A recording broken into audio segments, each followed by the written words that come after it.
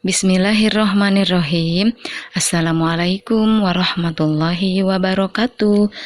Berjumpa kembali bersama Ibu Cucu pada video pembelajaran fikih kelas 4. Bagaimana kabarnya anak-anak kelas 4?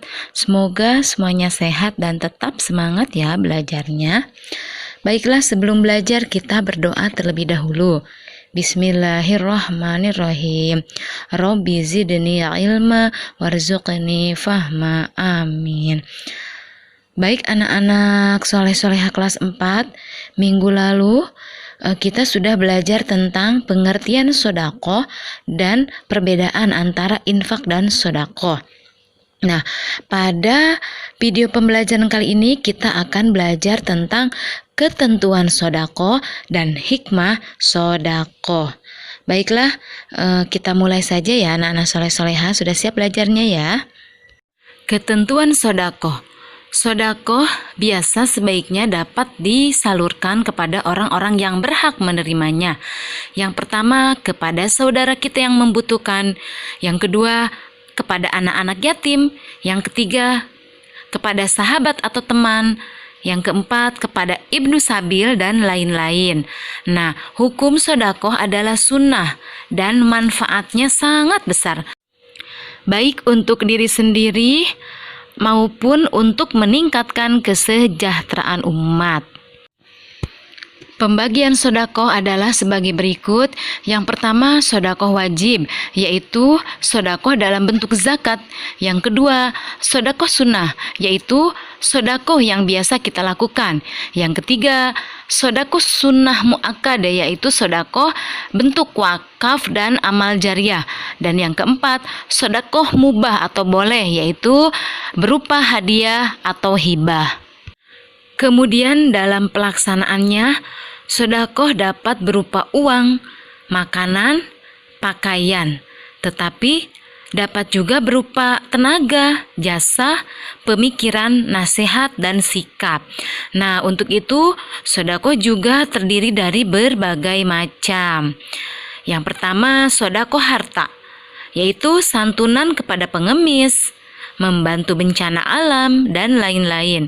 Yang kedua, sodaqoh sikap, yaitu seperti kita tersenyum, menyambut tamu dengan baik, menyingkirkan penghalang di jalan, dan lain sebagainya. Kemudian yang ketiga, sodaqoh berupa lisan. Seperti apa?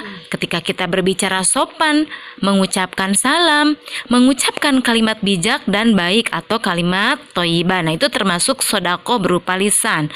Dan yang keempat, sodaqoh pikiran.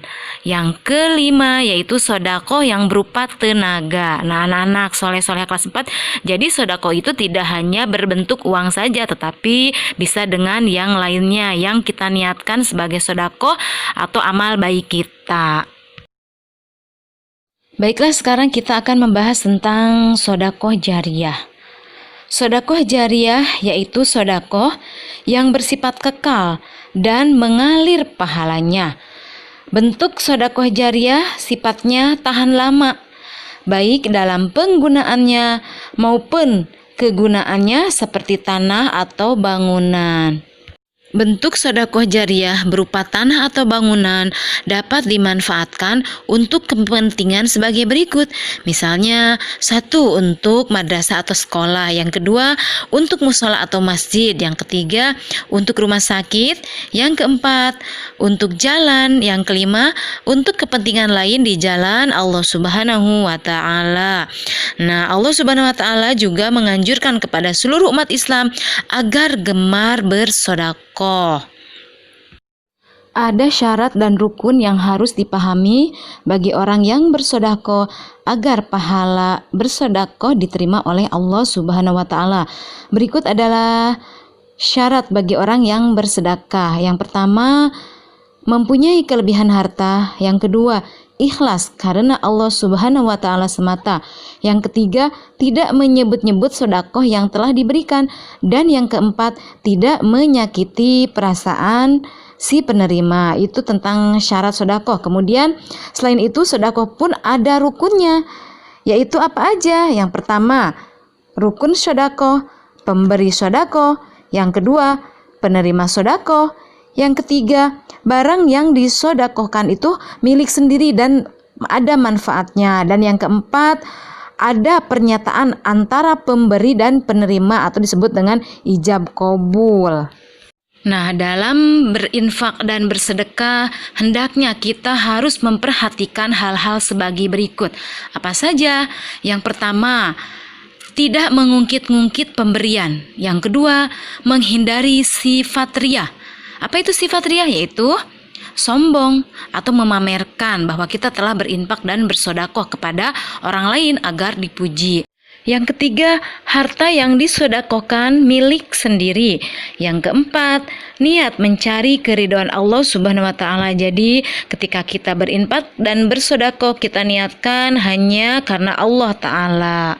Baiklah, itulah tadi tentang ketentuan sodakoh. Nah, sekarang kita akan belajar tentang hikmah sodakoh. Manfaat dan kegunaan sodakoh itu banyak sekali, baik bagi orang yang menerimanya maupun bagi orang yang memberikannya. Apa saja hikmah sodakoh? Kita pelajari ya. Hikmah sodakoh untuk diri sendiri adalah yang pertama, menenangkan hati dan jiwa. Kedua, membuat hati bahagia. Yang ketiga, menambah keberkahan, memanjangkan usia dan rezeki.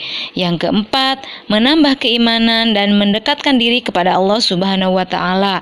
Yang kelima, kepuasan batin. Yang keenam, sebagai bekal di akhirat. Yang ketujuh, menghidupkan jiwa dermawan dan menjauhkan sifat kikir. Dan masih banyak lagi hikmah sodakoh yang lainnya. Nah, sekarang apa aja hikmah bersodakoh untuk orang lain? Yang pertama, memperkokoh persaudaraan dan menyambung tali silaturahmi antar sesama. Yang kedua, memberikan kebahagiaan dan kegembiraan kepada sesama manusia. Yang ketiga, meringankan beban penderitaan orang lain, khususnya kaum fakir dan miskin. Dan yang keempat, mewujudkan masyarakat yang peduli dan berjiwa sosial tinggi. Dan masih banyak lagi hikmah sodakoh yang lainnya. Alhamdulillahirrabbilalamin. Selesai sudah bahasan kita bab 3 pada pelajaran fikih, yaitu tentang sodakoh.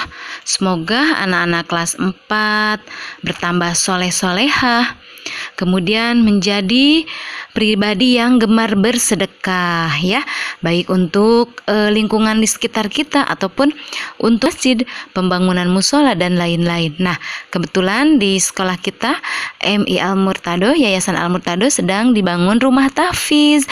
Ayo anak-anak soleh-soleha, Bu Cucu mengajak untuk berinfak, bersodakoh untuk pembangunan rumah tahfiz yang insya Allah nanti akan mengalir pahalanya dan bekal kita untuk di akhirat kelak. Baik anak-anak soleh-soleha, itu saja yang dapat Ibu sampaikan. Terima kasih atas perhatiannya. Billahi taufiq wal hidayah. Wassalamualaikum warahmatullahi wabarakatuh.